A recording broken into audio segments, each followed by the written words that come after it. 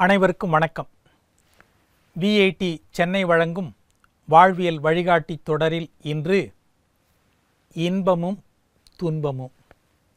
நண்பர்களே, இன்பமும் துன்பமும் கலந்ததுதான் வாழ்க்கை. இந்த உண்மையை ஏற்றுக்கொண்டு வாழ்ந்தால் வாழ்க்கை எப்போதும் மகிழ்ச்சி. இன்பத்தைக் கண்டு மகிழ்கிறோம், துன்பத்தைக் கண்டு துவண்டு போகிறோம். ஆனால் துன்பமும் கூட நமக்கு வாழ்வில் பல பாடங்களை கற்றுத்தரக்கூடியது. துன்பத்தையும் நேர்மறையான ஒரு பாசிட்டிவ் என்று சொல்லுவார்கள், அதுபோல நேர்மறையான பார்வையோடு அணுகினால் துணிவோடு வாழும் வாழ்க்கை பாடம் நமக்கு கிடைக்கும். வாழ்க்கை என்பது ஒரு சுழலும் சக்கரம், எப்போதும் ஒரே மாதிரி இருக்காது. இல்லற வாழ்க்கையில் இன்பத்திற்கான பல முயற்சிகள் துன்பத்தில் முடிவது உண்டு. இதற்கு சரியானதொரு எடுத்துக்காட்டாக ஒரு கதையை சொல்லுவார்கள். பிரம்மச்சாரி பூனை வளர்த்த கதை. அதாவது, பிரம்மச்சாரி ஒருவர் ஆசிரமத்தில் தங்கி ஆன்மீக பயிற்சியை தொடர்ந்தார். அவருடைய உடைமைகளை, குறிப்பாக அவருடைய உடையை எலிகள் கடித்து நாசம் செய்து வந்தன. பிரம்மச்சாரி ஊர் மக்களிடம் உடைக்காக உதவி கேட்டார். அந்த ஊர் மக்கள் அந்த பிரம்மச்சாரியிடம், ஏன் இவ்வளவு கஷ்டப்படுகிறீர்கள்? ஒரு பூனை வளர்த்தால் எலிகள் தொந்தரவு என்பது இருக்காதே என்று யோசனை கூறினார்கள். பிரம்மச்சாரியும் சரி என்று ஒத்துக்கொண்டு பூனையை வளர்க்க தொடங்கினார். ஆனால் பூனைக்கு பால் வேண்டுமே, அதற்காக மறுபடியும் ஊருக்குள் சென்றார். ஊர் மக்கள், ஏன் பாலுக்காக தினசரி அலைகிறீர்கள்? ஒரு பசுமாடு தருகிறோம் என்று கூறி அவரிடம் பசுமாடு ஒன்றை அளித்தனர்.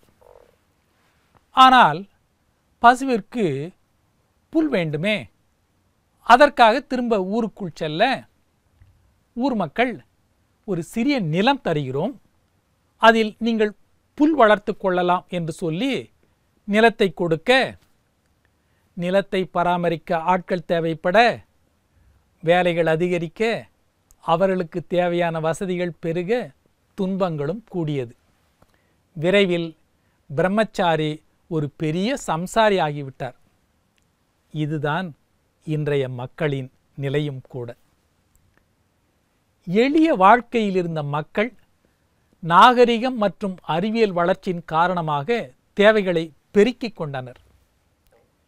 இன்பங்களை நாம் முழுமையாக உணர துன்பங்கள் தான் உதவுகின்றன.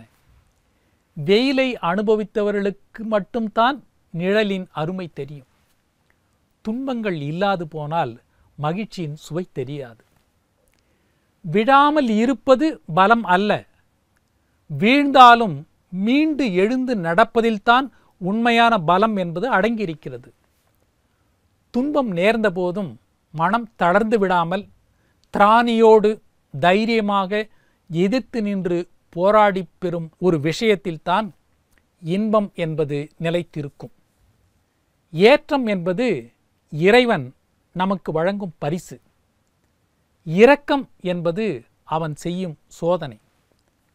கடவுள் படைத்த இவ்வுலகம் முழுவதும் இன்பம் நிறைந்திருக்கிறது. எல்லா உயிர்களும் இன்புற்று வாழவே இறைவன் உலகை படைத்தார். நாம் இன்பத்தை விட்டுவிட்டு துன்பத்தை பிடித்து கொண்டு கடவுளை நிந்திப்பது அறியாமை. பொருளில் மட்டுமே இன்பத்தை காண முடியும் என்பது அறியாமையின் வெளிப்பாடு. அகத்திலே உள்ள இன்பத்தை தேடாமல் புறத்திலே தேடினால் அது எப்படி கிடைக்கும்? சிந்தித்து பார்க்க வேண்டும். மீண்டும் நாளை சந்திப்போம்.